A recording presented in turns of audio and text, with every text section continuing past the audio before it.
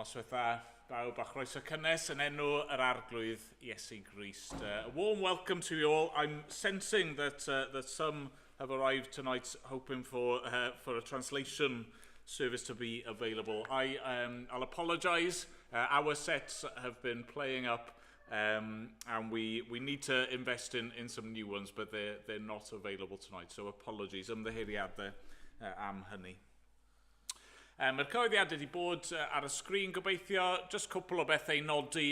Nos Fawrth, cwrdd gweddi fel arfer, felly gallwch chi gwrdd fan hyn neu ymuno dros Zoom. Ac yna di Gwener, mae yna barbecue. Mae rai di roi gwybod bod nhw'n bwriadu dod draw yn y bari yn ngardd y Bowens. Os ych chi'n dymuno dod, dewch i siarad efo fi ar y diwedd na i ychwanegu chi i'r restr. Yn creu yna'r pethau pwysig.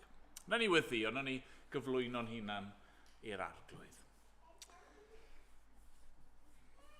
O Dduw ein tad, a thad ein harglwydd Iesu Grist, i ni'n dod at y ti yn awr, o Dduw, ac arglwydd i ni eisiau i dyfawrygu di.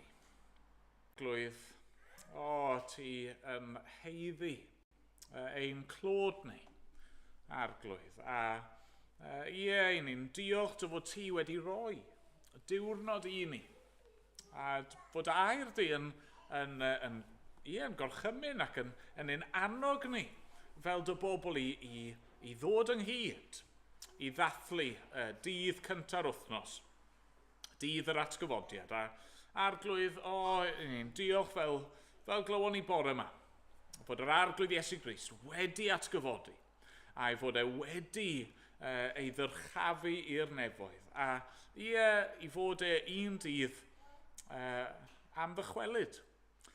Ac arglwydd, i ni'n dod at y ti yn awr, a arglwydd ni'n dyheu am y dydd hwnnw.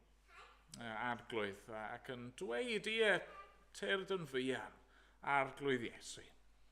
A dad, wrth i ni